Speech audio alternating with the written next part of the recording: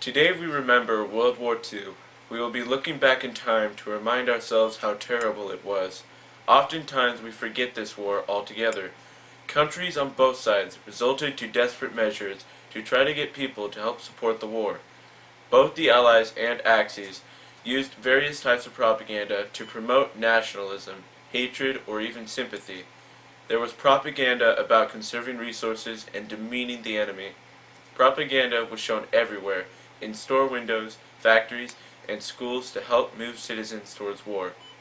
We will have Spencer describe how propaganda was used on the Allied side. Thank you, Michael. After the bombing of Pearl Harbor, many anti-Japanese propaganda had occurred in America. The Japanese were often depicted as ape-like creatures, shown as raping American women. The U.S. government used the bombing to create propaganda to go to war, though there was much more propaganda than just this. Like how Michael said, they used it to get people to conserve resources and purchase war bonds. Propaganda was everywhere, even in children's cartoons like Popeye. Warner Brothers made many cartoons to depict the Axis as cruel and unsympathetic towards children.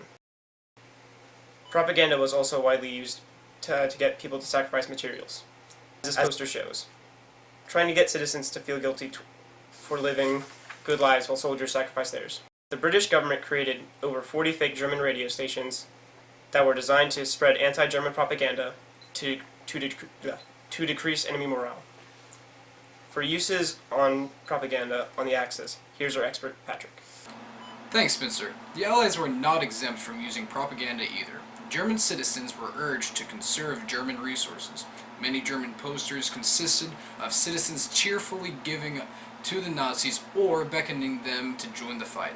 Dehumanization was a common technique used to rouse up Germans. Jews, for example, were blamed for all the economic and social problems of Germany and even the world. This was intended to make them seem as an inferior race to create anti-Semitism.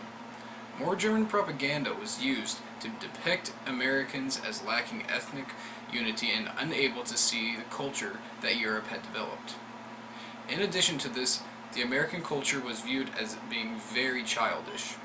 The German government also asked its people to buy war bonds. In order to accomplish this, they needed to appeal to the public. The Japanese also used propaganda to make their own soldiers fear that if captured, African American soldiers would eat them. This was to ensure that their soldiers would continue fighting even in dire situations. Back to you, Michael. Thanks, Patrick. Well, this concludes this evening's session. Good night, America. Stay frosty.